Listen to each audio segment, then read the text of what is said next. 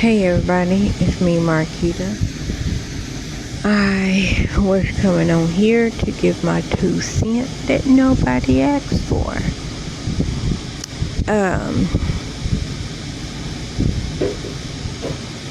My 2 cents on the Paul O'Keefe interview after the verdict. It actually made me sad. And the reason why it made me sad is because, it's two parts. It makes me sad because I honestly don't think the family will ever get closure. I pray that they do. I pray for everything that's going on. I pray for everybody. So, me watching it, I hear the sadness. I see the sadness. I hear the exhaustion. See it on his face. Because like he said in the interview, my brother died 2 years ago. That was January, or he was pronounced dead January the 29th.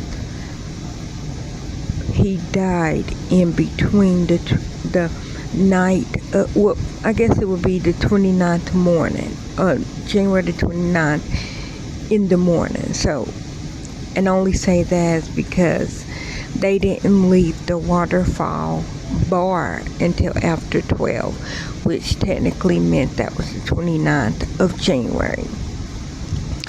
Now, nobody knows exactly what happened.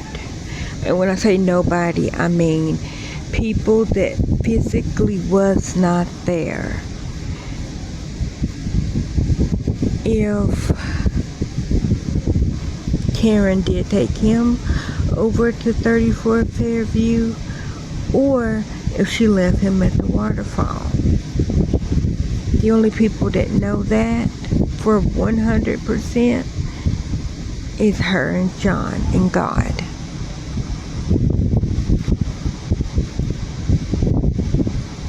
I already gave my 2 cents. I don't think she did it based on what the Commonwealth said. I came into this trial knowing zero bupkis about this case and who she was. When I heard Karen Reed, the person that popped in my head was Hannah Gutierrez Reeves. That's who popped in my head. And I was like, oh, well, they must got her name wrong. Because if you don't know, Hannah Gutierrez she was the arbiter on the Rust trial. I thought that she got another court date like that fast. Because her I'm gonna say stepfather, in respect that's what she say, but what to my understanding, he raised her from 3, because he was with her mama. So I don't know what she considers him, if that's her dad or stepdad, whatever.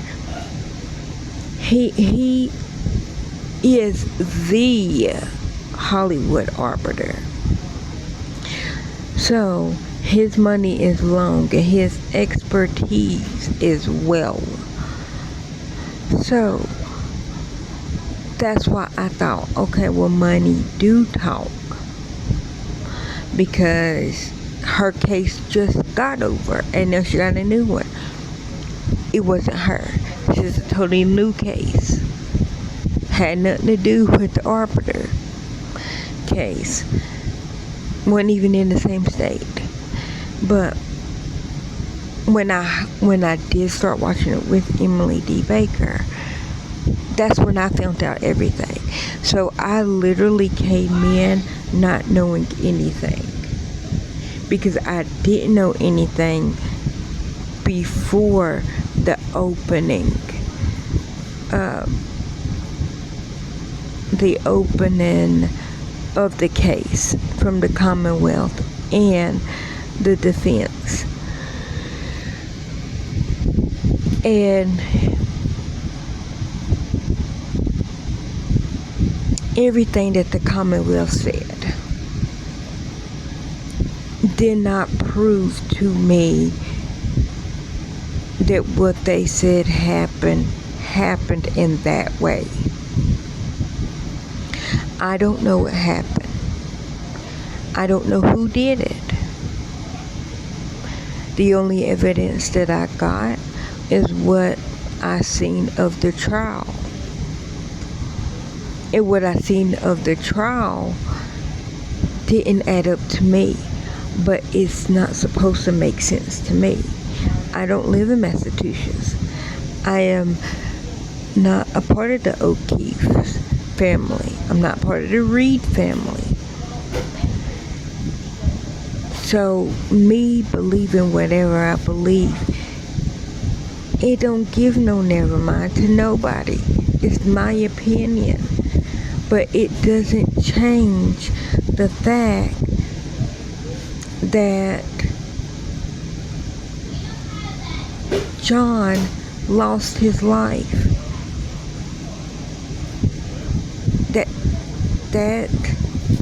So John lost his life. We don't know who killed him. They say Karen did.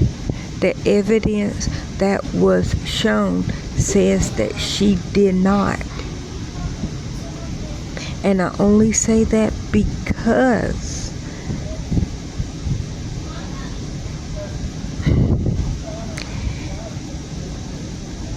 if his injuries is not conclusive, I forgot the word. If his injuries does not equal car wreck, then how could she have ended whatever him with a car if both Commonwealth and defense side said that the injuries don't add up? Yeah. Okay. Sorry if I interrupted, But so, me seeing Paul's interview, I know, like, I listened to what he said, and what he was saying was, and I totally understand what I heard him say. This is how I interpret, this is how I receive what he said. These are just my opinions. I could be totally wrong, but this is what I heard, and this is how I received and understood the information. I heard him say that Karen did it. His reason for him saying that she did it was because she wasn't crying when she came to the house, and she didn't say anything to the kids, and she got her stuff and left. That's what he said. Now, I can't tell him how to feel. I totally understand. I don't know her personally. He does. So maybe that was a change. I don't know, because I mean, she just left the hospital of her boyfriend was pronounced grief hits you in every different way. Now, he said when he sees that, and when she said to him, we just gotta remember the bad time. And then she said that she's never gonna see him again. He's like, that's when I knew that she did it. I can't tell him how to feel.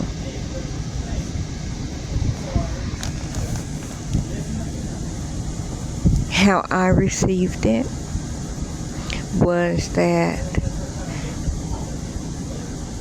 I'm assuming, based on what John has said, because everybody said that John and Karen argued basically over spoiling the kids. In the text messages that they were having, that they showed that they kinda was on Rocky, on the Rocky thing. Now, them text messages to me does not say I'm gonna kill you. To me that ain't what that says. When he asked her to come to the bar that night, she didn't just show up without being invited. He asked her to come, and it could have been just for a ride. But when she got there, he gave her a hug. They was hugged up. They was lovey-dovey. If he didn't want her to be there, I think, based on what everybody says, how strong-willed he was, he would have left. He would not have went to the other bar with her. He would not, you would have been able to see it on either of the bar videos if he did not want to be around her. I don't know what happened in the car. But the other sad thing that really made me sad was because he literally said, I know I know the Alberts, I know the McCabe's, I know these people, and they didn't do it. And it's like, how do you know that they didn't do it? Because they said they didn't do it. Okay. Now, I'm not the smartest person in the world. But if my dog ends up deceased on your lawn and you have rat poison in your house,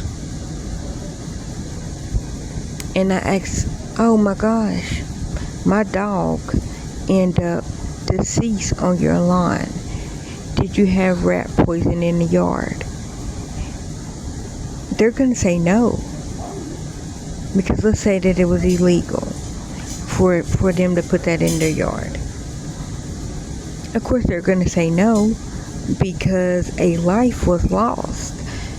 I'm not calling John O'Keefe, I'm not calling him a dog. I was just trying to come up with an example. So how I hear that is, of course the McCabe's are going to say no, because he was found on the Albert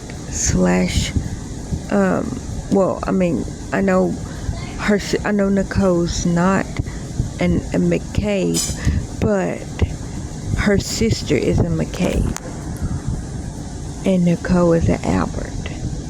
If I'm remembering the right sisters, or is it Julie? I think it's Nicole. My whole point of it is, I think it's Julie, now that I think about it. If somebody is on my sister's lawn, I'm not wanting to believe that her her kids, which are my nieces and nephews, or her husband, which is my brother-in-law, I'm not wanting to believe that they did anything that resulted in the deceased person. So of course I'm gonna say I didn't do it. If I really didn't do it, I didn't do it. But I'm gonna say because that's my family, by marriage or by blood, they didn't do it.